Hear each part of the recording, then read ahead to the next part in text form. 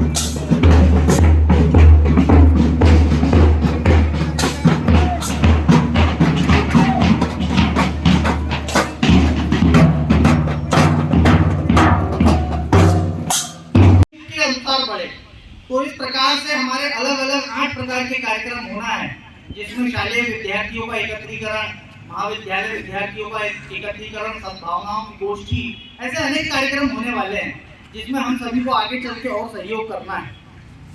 संघ के 100 वर्ष पूर्ण हो रहे हैं। इसके अलग अलग बधाई संदेश आप भी सोशल मीडिया के माध्यम से, पत्रकार पेपरों के माध्यम से और कई प्रकार के व्हाट्सएपों पर वीडियो, चाहे वो साधु संतों के हो, समाज प्रमुखों के हो, कई अभी हम देख रहे हैं कि कई हमारे फिल्म जगत के कई एक्टर और डायरेक्टर भी उसको लेकर कई प्रकार के संदेश जारी कर रहे हैं। तो हमें ध्यान में तो कई चीजें आती ही है, परंतु आज इस संचलन में बड़ी मात्रा में नए स्वयंसेवक भी आए हैं।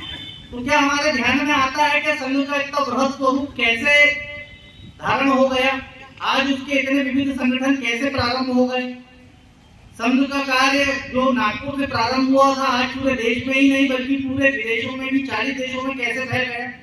तो आज ये हमारे ध्यान में आना बहुत जरूरी है कि संघ कार्य को प्रारंभ करने वाला कौन है, वह कौन भागीरथ है जिसने संघ कार्य रूपी गंगा को गांव-गांव तक पहुंचाया, किसने संघ की स्थापना करी। तो जब हम ध्यान करते हैं तो हमारे ध्यान में आता है जो सामने चित्र है टोपी में लगा हुआ, डॉक्टर केशव बलिराम हेडगेवार जी, जिन्होंने संघ की वैसे बताइए, संघ ने 100 वर्ष पूरे किए हैं, इस पे क्या कुछ कहना चाहेंगे। संघ का जैसा कि हम सभी जानते हैं कि यह वर्ष जो है शताब्दी वर्ष के रूप में हम सभी मना रहे हैं।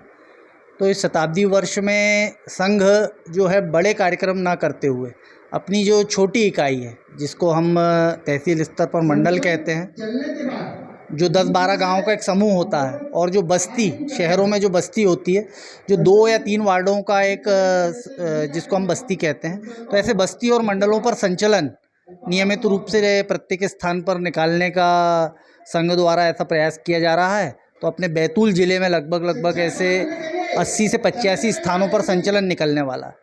इसके पश्चात बृहद रूप में गृह संपर्क अभियान होगा, फिर मंडल और बस्तियों के बड़े बड़े एकत्रीकरण होंगे। तो कुल मिला के यह है कि हम हर घर तक पहुँचे, सभी लोगों तक संघ के विचार वो पहुँचे, और जो बहुत बड़ी संख्या में आज लोग हमसे जुड़ना चाह रहे हैं, जो किसी न किसी प्रकार से हमारे साथ अन्य गतिविधियों में सम्मिलित होने चाह रहे हैं, तो ऐसे सभी लोगों तक हम पहुँचे, ऐसा हमारा यह प्रयास है। तो ये बताया, संघ का शताब्दी वर्ष चल रहा है, इस पर क्या कुछ कहना चाहते हैं। देखिए, ये तो संघ का शताब्दी वर्ष है पूरे हिंदुस्तान में, और जो हमारे संघ द्वारा किया जा रहा प्रत्येक विकास खंडों में, मतलब संघ की दृष्टि से जो खंड है स्तर, आज हम भैंसदेही में उपस्थित हुए हैं और आने वाले समय में कुछ भीमपुर और अन्य जगह पे वहाँ पे भी हम लोग उपस्थित होंगे। संघ की गतिविधियों के बारे में कुछ बताना चाहेंगे कि इसका क्या कुछ रहता है, कैसा कर्तव्य पालन करता है? अब ये तो इसके संघ के बारे में आप सबको हमको पता ही है कि इनके लिए कार्य के लिए संघ कार्य करता है, और जो सबसे पीछे व्यक्ति है संघ उस दृष्टि को रखते हुए काम करता है, जो हमारे जीवन स्तर ऊंचा हो, इसलिए उस पर संघ काम करता है। संघ के लोगों में देखा गया है कि अनुशासन रहता है, अनुशासन नहीं रहता है, तो इसके लिए कुछ प्रकार करना चाहिए। अनुशासन रहेगा तो सब कुछ रहेगा, अनुशासन अगर हम तोड़ेंगे तो फिर आगे संगठन भी नहीं रहेगा, कुछ भी नहीं रहेगा। भैंसदेही से मनीष राठौर की रिपोर्ट।